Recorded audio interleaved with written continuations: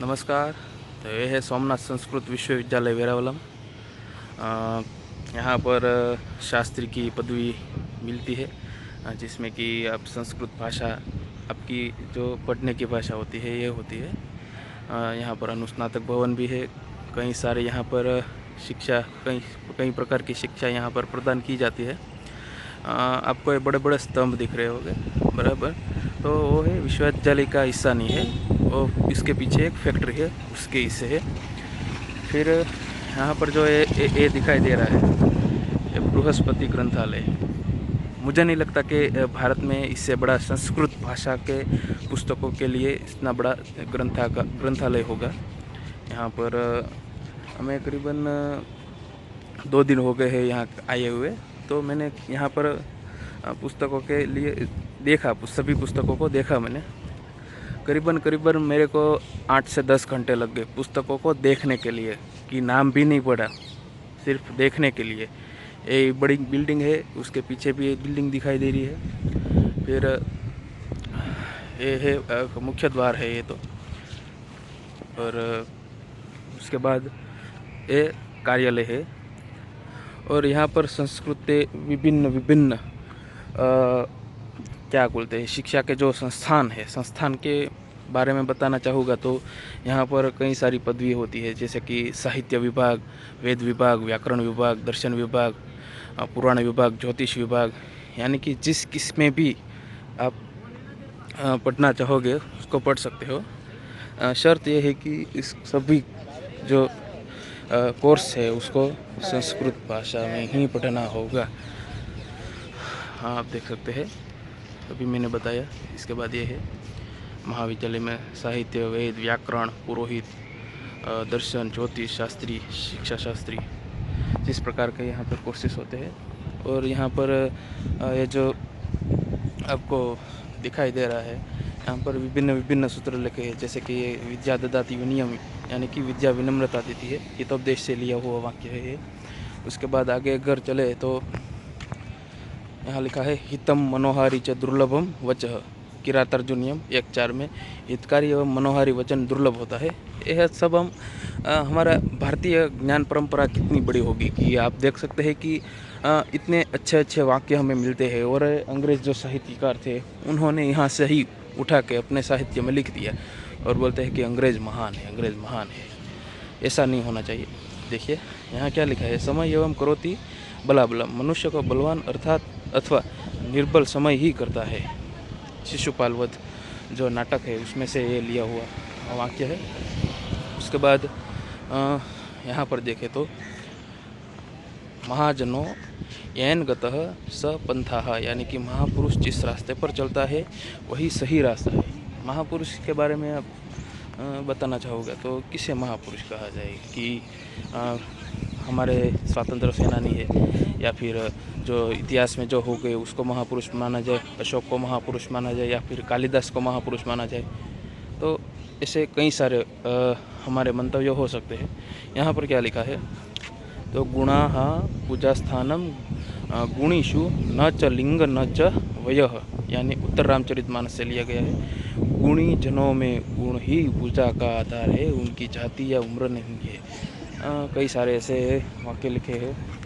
ये जो प्रभास ज्योति शिक्षण भवन है, यहाँ पर कई सारे मतलब कोर्सेस होते हैं। शास्त्री बीए मैंने जैसे कि बताया, देखिए आप देख सकते हैं। मैं जूम इन करता हूँ, देखिए सोमनाथ संस्कृत विद्यालय, संस्कृत कॉलेज वेरावलम, शास्त्री बीए शास्त्री, ये सब कोर्सेस होते हैं।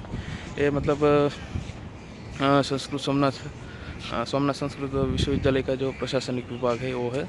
उसके बाद आपको एक बताना चाहूँगा कि इस मुख्य द्वार से आप अगर राइट में मोड़ोगे तो फिर आपको सीधा समुंदर पड़ेगा। यानी कि जो वेरावल है, ये जो सोमनाथ विश्वविद्यालय है वो बिल्कुल ही समुद्र के किनारे है।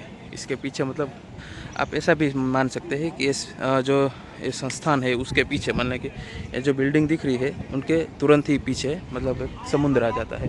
और समुद्र का पानी बहुत ही स्वच्छ एवं सुंदर है। यहाँ का दृश्य भी मनोरम्य है। मैं अभी जाने ही वाला हूँ तो आपको समुद्र भी दिखाऊंगा। और ये सब कार्यालय है, कुल सचिव वगैरह के विभाग है, उसके पीछे अतिथि गृह वगैरह है, विद्यार्थी मतलब छात्रावास है, महिला छात्रावास है। ऐसा नहीं है कि सिर्फ पुरुष लड़के यानी कि लड़के ही संस्कृत में पढ़ाई करते हैं। यहाँ पर कई सारी लड़कियाँ मतलब कि जो महिलाएं हैं वो भी यहाँ पर अभ्यास करने के लिए आती है। कई सारी देखिए गार्गी महिला छात्रावास दिखाई दे रहा होगा, यहाँ से नहीं दिखाई दे रहा लेकिन मैं पढ़ पा रहा हूँ, जूम इन करता हूँ लेकिन हाँ हो गया। देखिए मतलब सुविधा के मामले में अगर संस्कृत भाषा से आपको अगर कोई पढ़ाई करनी है, संस्कृत भाषा में ही पढ़ाई करनी है, तो इससे अच्छा, इससे कोई बेहतरीन जो कोई उदाहरण है वो मुझे नहीं मिल सकता। यहाँ पर गुजरात की बात कर रहा हूँ, भारत में कई सारे होते होंगे वो मुझे पता नहीं है। ये मुख्य द्वार है फिर से। और विदुर नीति का ये वाक्य है कि सुखार्थिनम थिनः कुतो विद्या, यानी कि सुख चाहने वाले को विद्या कहाँ है।